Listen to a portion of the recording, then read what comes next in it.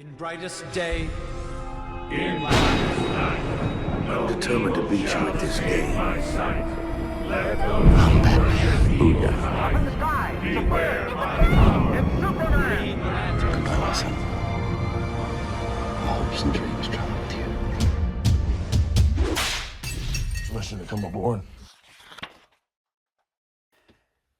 Bien le bonjour les 5 CEOs et aujourd'hui on se retrouve comme à la belle époque pour une petite ouverture colis, un opening, ça faisait longtemps. mycomicshop.com.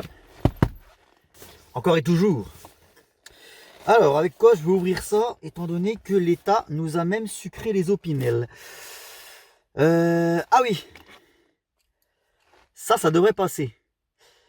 Est-ce qu'il faut un permis de port d'armes, monsieur le ministre de l'Intérieur, pour avoir une cuillère comme ça dans la voiture? Je préfère demander au cas où. Eh bien écoutez, c'est parti, hein.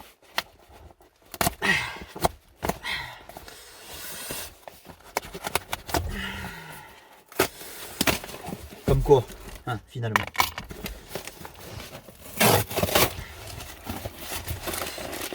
Alors, les barésies, les chaussettes, tout le merdier. Qu'est-ce qu'on a aujourd'hui? De la VO évidemment, qui vient du Texas.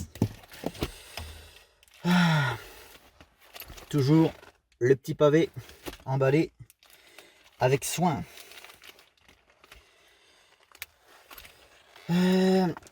J'ai fait cet achat pour 2 comics.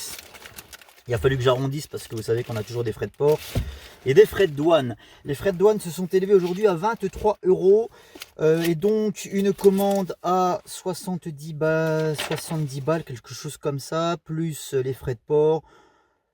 Il y en avait pour 100 € en tout, donc 123 € avec les frais de douane. Hop là, ça a dégagé. Ce qui porte... Putain, mais c'est un truc de fou quand même. Ce qui porte le coût, la valeur de ma collection Aquaman à 1800 et des brouettes. Alors, c'est pour ça en fait que j'ai fait cette commande. C'est pour ce numéro. Oula, ça a plus de peur que de mal. On est sur le Morphin Comics 73, les petits gars. Alors évidemment, pas l'original. L'original est introuvable. Et vous imaginez bien que si j'avais réussi à le trouver, il aurait fallu que je vende ma baraque pour me l'acheter. Parce que le Morphin Comics 73, les petits gars, paru en mai 41, non, en octobre 41, c'est évidemment la première apparition d'Aquaman. Alors on va essayer de vous retrouver ça là-dedans. Alors là on est sur une réédition de la collection Millennium. Voilà, et ça date de quand ça? Parce que c'est marqué 2001. Voilà, réédition de 2001, donc pour les 60 ans tout simplement. Et on a ici la première histoire d'Aquaman avec des pubs qui ne sont malheureusement pas des pubs d'époque. C'est un petit peu dommage dans ces rééditions de ne pas avoir conservé les pubs d'époque. Mais voilà la première histoire d'Aquaman, Submarine Strikes. Aquaman se battait contre des sous-mariniers allemands. Il essayait de venir en aide à un bateau de réfugiés de guerre, notamment du personnel soignant. Et voilà la première apparition d'Aquaman. Bam, le gant qui jaillit hors de l'eau. A noter que là on est sur une recolorisation puisque dans la version originale les gants étaient jaunes. J'aurais préféré qu'ils conservent la couleur originale en fait. Parce que, alors d'aucuns expliqueront que le Aquaman du Golden Age avait les gants jaunes et que le Aquaman du Silver Age avait les gants verts. C'est pas tout à fait vrai, j'ai débunké ça, puisque dans la première histoire du Aquaman Silver Age, qui est le Adventure Comics 260, il avait des gants jaunes, voilà. Et il avait des gants verts également sur la fin du Golden Age en fait, voilà, c'était assez aléatoire. Mais c'est vrai qu'une grosse partie du Golden Age, eh bien, pendant une grosse partie du Golden Age, il avait les gants jaunes. Donc voilà la toute première histoire Aquaman, je suis très content de l'avoir avec l'origin story ici, la première. Et la particularité de ce Morphin Comics 73, c'est qu'il comporte également la première histoire, les petits gars de Green Arrow. C'est pas rien en fait, 2 super-héros majeurs de DC, hein, Green Arrow et Aquaman. Aquaman, membre fondateur de la Justice League, et Green Arrow qui a rejoint l'équipe à partir du numéro 4 en 1960. Donc c'est pas un membre fondateur, Green Arrow, mais il était quand même là dès le début en fait de l'équipe. Hop, voilà la première histoire de Green Arrow. Et de Speedy, il avait déjà son acolyte dès la première histoire, le pauvre. Donc voilà, c'est Morphin Comics 73. Je pense que s'il était trouvable, l'original je parle, à l'heure actuelle, il coûterait extrêmement cher parce que première histoire d'Aquaman et première histoire de Green Arrow. Et corrigez-moi si je dis une connerie, mais c'est la seule fois dans l'histoire de DC que dans un seul et même magazine, en fait, dans un seul et même épisode, on a la création de 2 personnages majeurs. Voilà. Donc c'est pas rien, ce petit numéro. Et j'ai trouvé un autre épisode, toujours dans la même collection. Alors celui-ci, c'est le numéro 101. Morphin Comics 101, toujours l'édition Millennium avec le petit logo doré là qui fait plaisir. Et alors là, c'est l'histoire d'Aquaman. Il y a des promoteurs immobiliers qui essayent de dégager un vieillard qui habite dans une maison au bord de l'océan. Il y a une histoire comme ça, je l'avais lu celui-ci, il y a quelques mois en arrière. Hop.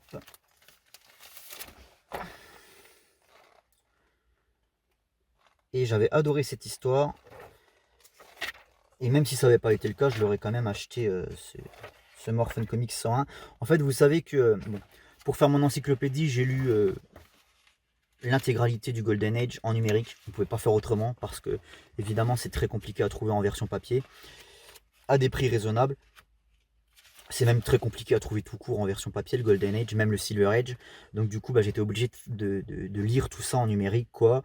Et afin de faire amende honorable, comme on dit, eh bien, voilà, j'ai quand même contribué, j'ai quand même acheté du Aquaman Golden Age. Voilà.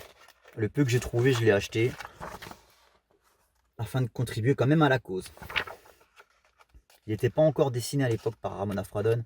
Elle vient beaucoup plus tard, elle. Hop. Il avait encore son costume léopard. C'est comme ça que je l'appelle, ce costume Golden Age. Ça me fait penser à un truc de léopard. Enfin bref, voilà. Donc très bon numéro également. Et ça me fait plaisir d'avoir du Golden Age. C'est les 2 seuls trucs de Golden que j'ai dans la collecte. Hors anthologie. Et ça coûte quand même assez cher ces trucs là. Il n'y a pas le prix sur les issues. Non. Ah oui, il était dans le... sur la petite feuille qui résume tout là.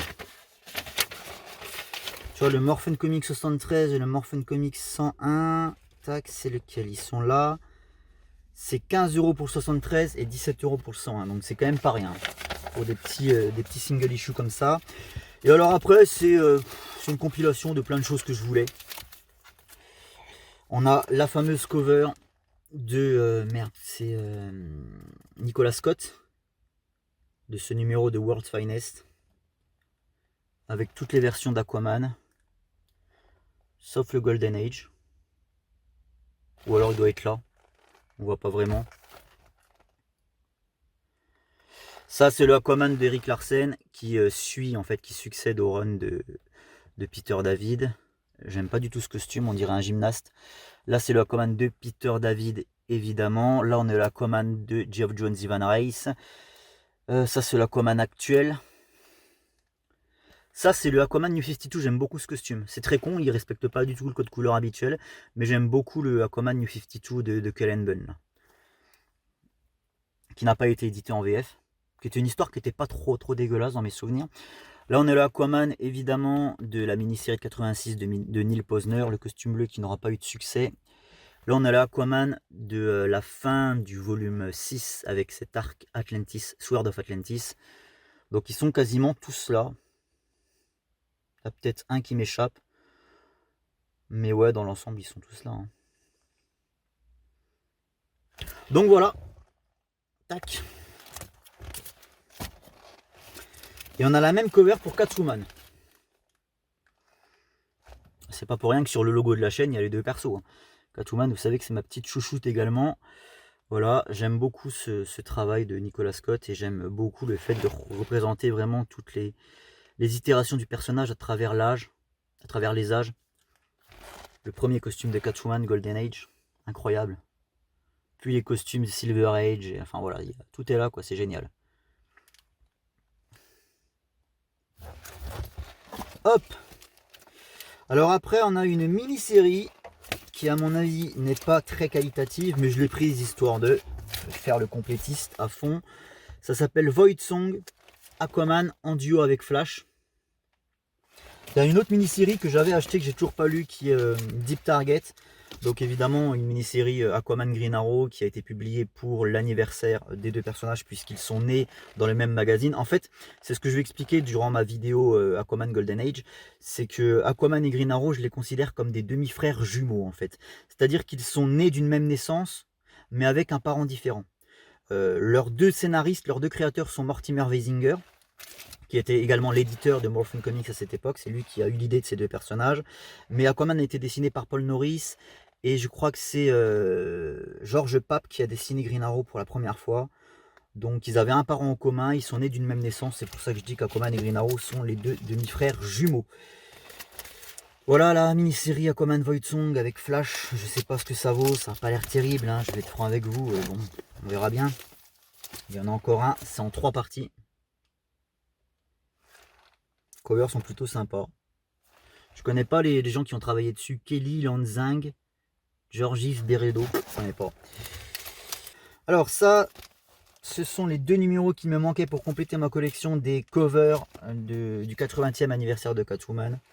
Magnifique cover de Joel Jones. Et enfin, on a celle-ci qui est sublime et qui est signée Ji Young Lee. Bam, incroyable. 2 styles complètement différents. Pour le coup, j'ai ma petite préférence pour Joel Jones, mais l'autre est quand même sublime aussi. Voilà. Donc là, c'est les 2 mêmes histoires en fait, hein. C'est le 100 pages super spectaculaire. J'aime bien le 100 pages super spectaculaire, extraordinaire. Ensuite, on a Aquaman and the Lost Kingdom Special. Donc ça, c'est l'histoire qui relie en fait Aquaman 1 et Aquaman 2. Je parle des films. Donc je ne l'ai toujours pas lu, donc ça va être intéressant de découvrir ça. On voit bien qu'on a le Orm incarné par Patrick Wilson ici. Par contre, c'est très bizarre. C'est Jason Momoa sans être Jason Momoa. Il est un peu plus blond que le Jason Momoa du film. On va regarder à quoi ça ressemble. Ah là, pour le coup, c'est bien Momoa. Ouais, donc rien que pour ça, ça va être compliqué pour moi de lire. On reconnaît bien Nicole Kidman dans le rôle d'Atlana. Jusque-là, il n'y a pas de souci. Donc, c'est pas déconnant par rapport au film, hein, au terme de DA, on va dire. Hop. Je vais lire ça très prochainement, juste histoire de... Je vais peut-être me remettre le 2e film aussi. Je sors d'une gastro, si tu veux, donc j'ai déjà tout ce qu'il faut à la maison en termes de smecta et d'antidiarrhéique. Donc, faut en profiter maintenant, en fait. Pendant que j'ai encore les anticorps. Et je pense que je vais me remater Aquaman 2. Histoire d'être sûr, en fait. Histoire d'être sûr que c'est une chiasse sans nom, ce truc. Donc on va voir ce que ça dit. Voilà. Mais là, rien que Jason Momoa, je suis allergique, hein, je suis désolé, mais c'est pas possible, quoi. C'est pire en pire. C'est pire en pire.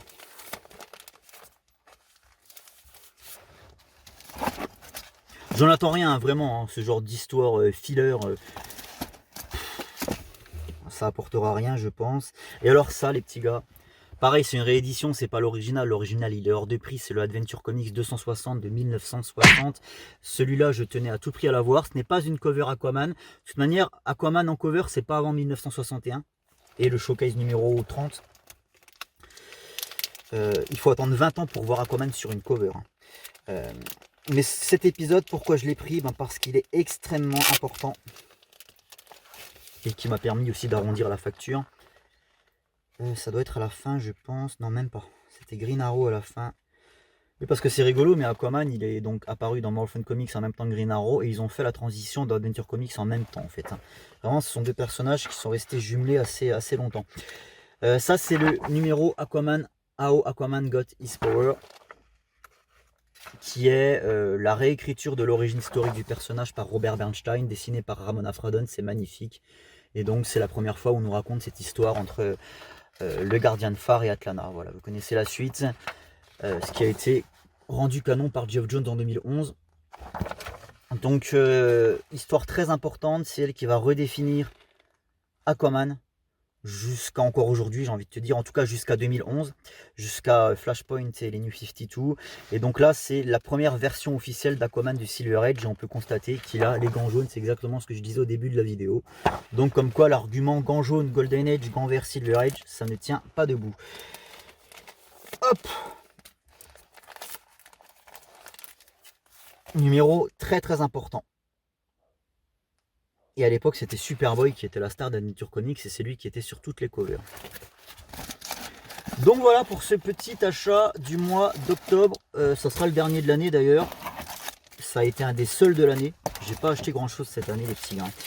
Je me suis éloigné un petit peu des comics parce que j'en avais un peu plein le cul de ce que je disais. Mais je suis resté fidèle à mon personnage et j'ai continué à bosser tout l'été sur l'encyclopédie Golden Age qui va pas tarder à arriver, hein. La vidéo va pas tarder à arriver, l'encyclopédie est terminée, enfin l'encyclopédie est terminée, j'aimerais bien pouvoir dire ça mais c'est pas le cas. Le Golden Age, le chapitre du Golden Age est terminé, je l'ai pas sous la main, je pourrais pas vous le montrer. On est sur 22 pages dans mes souvenirs, avec une petite page spéciale hommage à Ramona Fradon qui était quand même une artiste, qui est l'artiste, j'ai envie de dire l'artiste ultime sur Aquaman. Et qui nous a quitté cette année, vous le savez, donc je lui ai fait une petite page hommage dans ce chapitre du Golden Age. On a 22 pages, je voulais pas faire quelque chose de trop long, de toute manière le Golden Age, il n'y a pas non plus énormément de choses à dire. Je pense que la vidéo fera à peu près 30 minutes, pas plus. Mais voilà, c'est la prochaine vidéo sur laquelle je travaille pour la chaîne, il n'y aura rien d'autre, je pense, d'ici là. Peut-être un live. Je vais peut-être faire un live ou une vidéo tier list des covers d'Aquaman. Je suis en train de travailler sur le projet, mais j'ai pas envie que ce soit chiant. J'ai envie de faire ça de manière assez intéressante pour tout le monde. Pourquoi pas raconter des petites anecdotes sur les covers les plus importantes, ce genre de choses. Pas me contenter de faire une tier list bête et méchante, quoi. Donc je vais voir comment je peux bosser pour le projet. Voilà les petits gars, prenez soin de vous. On se retrouve bientôt ou pas. Ciao les zincs.